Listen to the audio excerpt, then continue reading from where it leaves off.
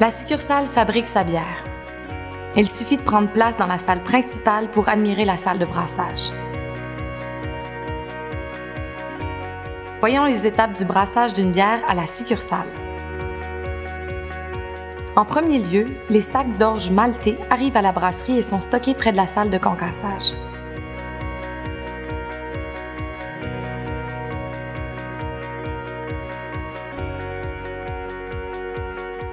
La veille de la journée de brassage, les maltes sont pesés et concassés dans le moulin.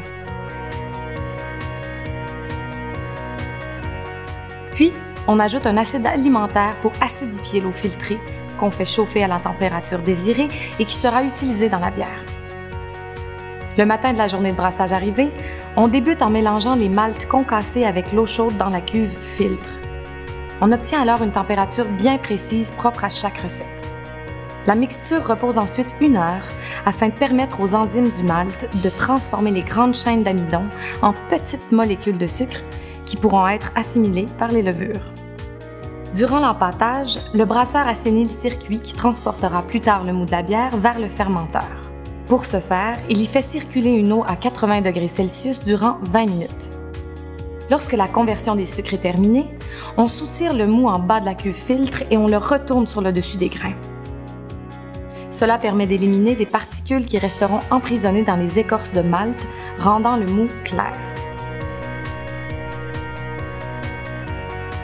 Le mou ainsi clarifié est ensuite envoyé dans la bouilloire.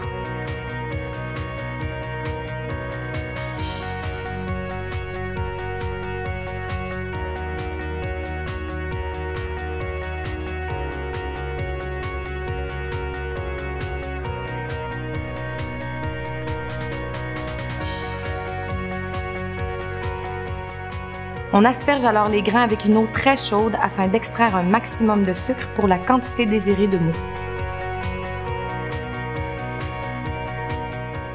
Les houblons sont pesés en fonction de chaque recette.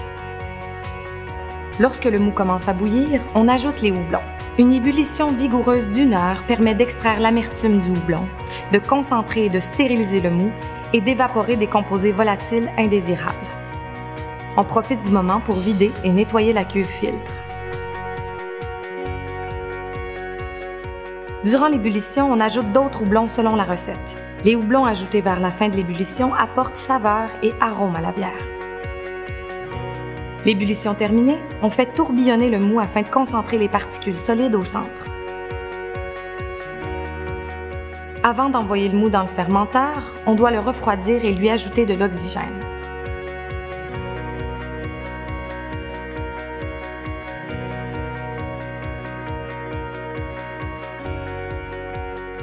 On contrôle la quantité de sucre dans le mou en prenant une lecture de la densité.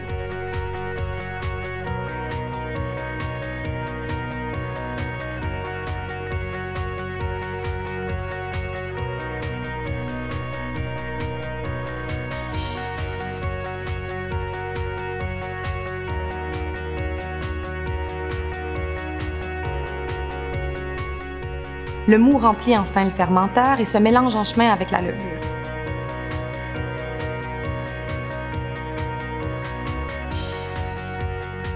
La fermentation dure en moyenne 4 à 7 jours. La température est maintenue stable et la bière est testée quotidiennement. Les levures fermentent les sucres du mou en les transformant en alcool et en gaz carbonique tout en produisant des centaines de saveurs qui rendent chaque bière unique. Des tests sont effectués afin de s'assurer de la pureté de la levure, qui sera réutilisée pour une prochaine bière. Il ne doit pas y avoir de bactéries dans les échantillons. À la fin de la fermentation, on refroidit la bière afin d'accélérer sa clarification et de conserver sa fraîcheur.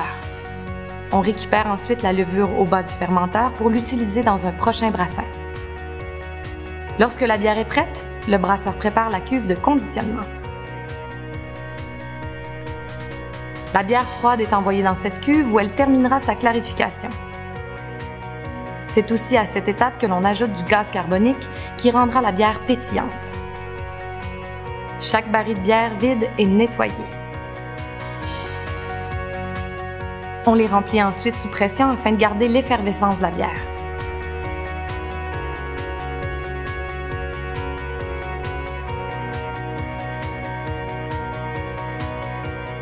Les barils prêts peuvent enfin être branchés sur les pompes et être servis au bar.